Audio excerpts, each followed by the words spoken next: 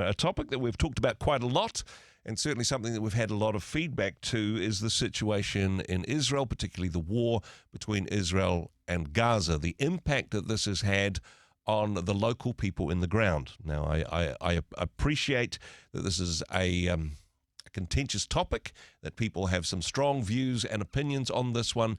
And regardless of your points of view and whether or not you agree with what I say and what my guests say, we welcome your thoughts and comments, your feedback to the show.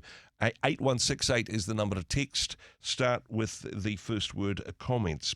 Joining me on the program now, though, is Ian McInnes. He heads up Tearfund in New Zealand. This is an organisation which are committed to bringing aid and support to people in some very tough places in the world, who have been actively working in Israel, in Gaza, in the West Bank for many, many years. They know people there. They're in relationship with people on both sides of this conflict. Ian McInnes joining us now. Kia ora, thanks so much for your time today. Yeah, good morning, Andrew. Thank you very much for having me. First up, I do want to say thank you for taking this stand. Thank you for having the courage to talk about this topic. I appreciate that you are a charity as well as an aid organisation, and talking about these topics, you know, some people can push back on this one, and thank you for taking a stand and having the courage to say things in this topic. Wanting really to focus, though, on the people who are literally caught in the crossfire in this conflict, what is happening for the people of Gaza and also in surrounding areas as well, with Syria and Lebanon and the West Bank and others. Talk to us firstly about the work that you're doing in these areas. Yeah, absolutely, Andrew. So first up, you're right in your intro there. Tearfund has been active in the region for a very long time, and even prior to my time as chief exec here, we have been quite involved in peace building initiatives, if you like, back in the days when that took more centre stage. Yep. Between Palestinians and Israelis, working with Christian partners on both sides. And I think it's important for the audience to know there was once upon a time a significant number of Christian Palestinians in Gaza and the West Bank, and they are still there. And of course, within Israel, trying to find a basis for peace and understanding. Now, fast forward to today, most of our efforts there are indeed humanitarian at the moment. So we're working in three places. Firstly, let's start with Lebanon, in the south of Lebanon, where you'll know there has been quite a bit of instability and a conflict with Israel there as well. And so we work with young people who've migrated up from the south of Lebanon and into Beirut around their mental health and their basic needs with our partner, actually our Tearfund office in Lebanon. But we are also in Gaza. When I say we're in and we're out, because it's very hard to be in. Two partners. One is part of our global alliance of disaster responders, international health partners, they're called, and they are literally shipments of medical supplies into Gaza, including basic nutrition supplements, destined for clinics and hospitals in Gaza. So very much a frontline medical response, and they've had a number of shipments in. They literally have shipments signed off and permitted in Israel, unable to get into Gaza at the moment because of what we would term very much a blockade on aid into Gaza. And the second partner is an Anglican hospital, and here's one for you. It's operated since 1880. Wow. Now, people may think, oh, you can't. The Christians couldn't run hospitals in Gaza. Christians run hospitals in Gaza. As I said, there's a Christian population there. And so this hospital has, for most of its life, been Anglican. At one point in time, Baptist. It's Anglican again now under the Diocese of Jerusalem. And I have to check about every 48 hours now whether it's still operating. They have had 7 attacks on their compound the last just a few days ago, and 7 people died in that. And there's a combination of both sides to blame on that. They unbelievably are still providing a hospital in the north of Gaza, including surgeries. So we support the Diocese of Jerusalem in that work. It's very difficult for people on the outside to be able to clearly tell what is happening, because it depends on whether or not you're watching Al Jazeera or Jerusalem Update. You know that there's so much politics behind the news, and people have different perspectives. One of the issues which I know a lot of people are confused about is the aid blockade question. One side is saying, oh no, there is no aid blockade, and Israel is providing more aid than people need. And for other people, they're saying, you know what, we're at the border. We need to get this aid through. We know people are desperate for it. And the Israeli Defense Force is essentially blocking that aid from getting through. The truth is probably somewhere in the middle, but what's your experience on this one, Ian? Yeah, I mean, let me first start with the misinformation. Sure, there's misinformation. This is also one of the most televised and recorded and publicised disasters on Earth today. And so we're not just talking the Jerusalem Times, we're talking, and Al Jazeera, we're talking the BBC, Yep. we're talking CNN, we're talking the Herald in New Zealand. And okay, they are relying entirely on local camera footage and stories coming out from mainly frontline Palestinian journalists. There is no choice on that because international media have been barred from operating in Gaza. Yep. But those pictures don't lie. BBC Verify are all across it, including recent attacks on hospitals. They're across both sides of that. They do a very good job of sifting what's misinformation versus what's credible. So I think let's start with the fact there is a whole lot known and indisputable about what's taking place in Gaza right now. And what's taking place is there is an aid blockade, and there has been since May, and that is because the Israeli government and America are running a system called the Gaza Humanitarian Foundation, and this is the first time in my 20 years of aid work that I've seen this. These are essentially mercenaries, and that is exactly what they are. They are essentially Americans on hire to secure aid distribution sites, 4 of them in Gaza, but they are armed. Yep. And really fundamental to humanitarian work across the globe is that we are not armed. We're not party to the conflict, not to say they are party to it, but we are not armed. We rely on being accepted. And there was a very good system for distributing humanitarian aid across Gaza. Right now, that's been corralled into 4 sites. Israel's answer for why is so that it can control the aid flow and make sure it doesn't end up in the arms of Hamas. But the problem is it's having a perverse problem at those 4 distribution sites. It's mainly young men who take the risk to go and get that aid. It's 20 kilograms of supplies per family. Yep. Takes in many cases a young man to lift it, and they are being shot obtaining it.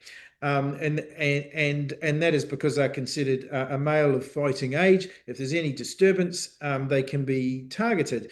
And so more than 1,000 people have died trying to pick up aid. And I've not seen that in my time as a humanitarian. That food is clearly not enough, and it's clearly not getting to where it's intended. 6 days ago, a famine was declared. And if you think that's flippant, a famine is an incredibly high bar, high threshold.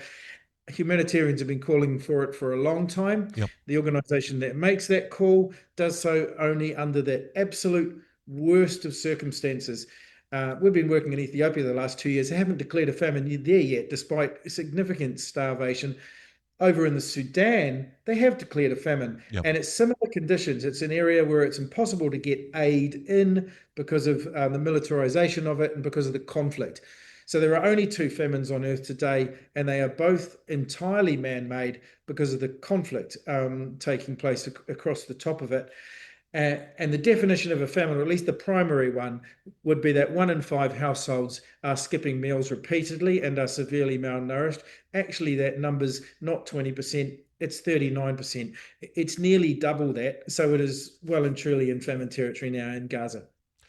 The supplies that are going in, and as you say, there's complexities around who's able to access that, and you've got basically sharpshooters attacking people who are collecting the aid, and this is verified from your sources within Gaza. But who you can even trust in that space has got a little bit murky, with accusations being made about the UN aid agency, which has been in Gaza for a long period of time, whether there's been Hamas infiltration on that one, and again, very difficult to verify one way or the other in terms of that. But from what you're seeing, there is essentially a monopoly on aid to Gaza, and there's no way of verifying the aid that is getting through, whether that's getting to the right places. Very difficult to have those checks and balances in place to see what's really happening. And of course, that just adds to the rumour mill on this.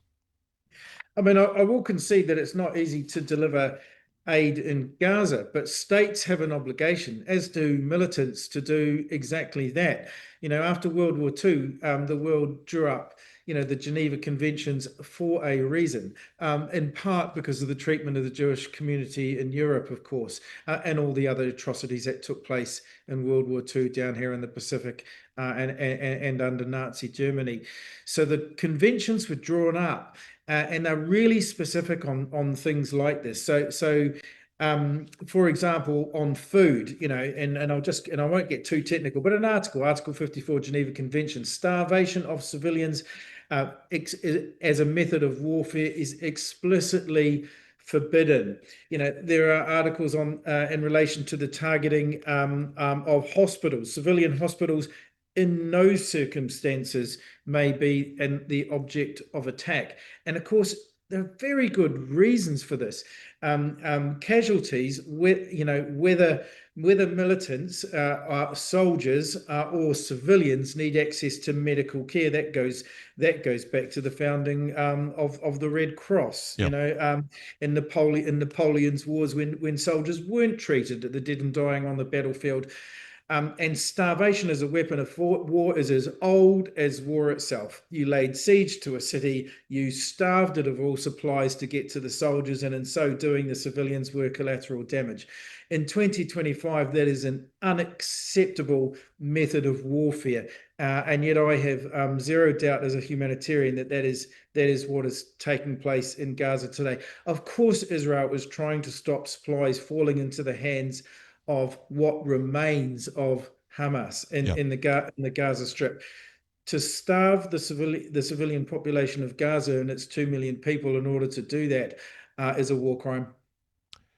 Part of the difficulty that people have is this distinction between the people in Palestine, the people in Gaza, and Hamas. One is a terrorist organization known to have committed atrocities, who have a policy of not recognizing the state of Israel's right to exist. And I think for a lot of people, we know that's verifiable, but very difficult on the ground to tell the difference between somebody who is a member of Hamas and somebody who is a desperate dad trying to get food for their children, or perhaps even more complex, a member of Hamas pretending to be a father desperate to get food for his children. This is a very complex thing to verify, and this is possibly why we're getting different reports. I suppose the difference between Hamas, the enemy, and the people of Palestine, who are not necessarily the enemy, but taking a heavy toll in terms of the casualties. There's two things in the air around war. It's important to distinguish, and states and militants have an obligation to do so, to distinguish between a militant and a civilian. That's not hard at one level. The 30% of children suffering malnutrition in Gaza are not militants. Yep. They're not old enough to hold a weapon. We're talking very, very young children here. I mean, the attacks on a hospital very recently, 20 people died. The explanation is there was one camera pointed outwards, not inwards, potentially looking at the movements of IDF forces. That's about proportionality. Do you target a hospital and kill 20 people because somebody may have stationed a camera on it? I think my answer to that would be no. No, you don't. Even in warfare, there are rules. And frankly, those lines are getting really blurred now. I mean, journalists have copped it more than anything, with 278 journalist deaths. And the Committee for the Protection of Journalists say it's the deadliest conflict for journalists ever documented. And you see the same excuses from Israel. This young man once worked within Hamas. You have to realize Hamas ran the civil administration of Gaza for a very long time. They were the health authority, they were the roading authority, as well as a political movement and deeply in opposition to Israel. And of course, their days are numbered, and they should have no future in the running of Gaza. But to the Israeli Defense Forces, it seems to be giving them license to target journalists. Now, when a young man changes his career and decides he wants to be a journalist, and he's putting stories out for international media, he should no longer be a legitimate target for attack. Journalists are also protected in order to tell that story. That's the only way we get credible information out of Gaza and can actually tell what's going on as local Palestinians put themselves on the line to collect those stories. From the church's point of view, and I know for Tearfund, this is faith is the key motivator for what you do. This is a Christian response to a humanitarian disaster. Some would say man-made humanitarian disaster. But I know for a lot of people, a lot of Christian people in New Zealand in particular, this is something which is causing division within churches, within communities, within families. People are taking deep dives into the internet and coming to very opposite conclusions on this. As a faith community in New Zealand, as the churches of Aotearoa, how do we respond on this? How do we find peace within our own communities as we continue to pray for peace in the Middle East? It's not easy, Andrew, and we're part of the Christian community as Tearfund and care deeply for those Israelis impacted by this conflict, as we do Palestinians. And we care for a Christian interpretation about this. And I think Christians need to go back to basics on this. In the Old Testament, we have clear instruction. Micah 6:8. This was directly to Israel at the time. To act justly, to love mercy, and to walk humbly with God. That instruction has not gone away. We cannot perhaps expect Hamas to fulfill that, and yet we should. They have the same obligations to safeguard life, and they have severely breached that. They need to let those 50 hostages go, and they need to relinquish Gaza. And so Christians need to be clear on this. There's both the modern catastrophe, which is Gaza and its humanitarian state, and the security of Israel, which it needs from its neighbors.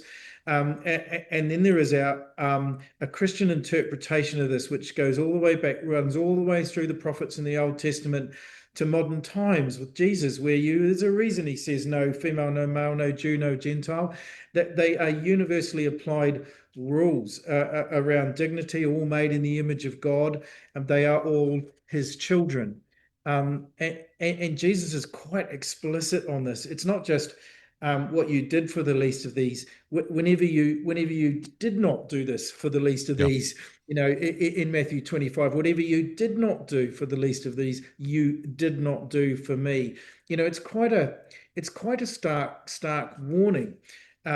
In a way. And so I think Jesus' words are hard to hear, but I think we need to hear them as Christians. We do not get to throw aside that all are children of God and all are made in his image, because it's inconvenient in these times and in this particular conflict in Israel. We need to hold to those universal truths and call Palestinians and Israelis and everybody else involved in this to account for how people are treated as children of God in a conflict like this. It is a very complex situation. Again, thank you so much for jumping into this. Thanks for the work that you and your team are doing, yes, in Gaza, but in many different other difficult parts of the world. Of course, people can find out more at tearfund.org.nz. Ian, a pleasure to chat. Thank you for joining. Bless you. Thank you, Andrew. Hey, thanks very much for joining us in the Rhema studio. Thanks very much for watching the interview. It's kind of nice to have an audience, actually. And if you did like what you watched, then do give us a like, do give us the thumbs up. And if you'd like to see more interviews like that one, or perhaps even better, subscribe and those interviews will come straight to you. Don't forget to turn on your notifications, and we'll see you in the next one. Cheers.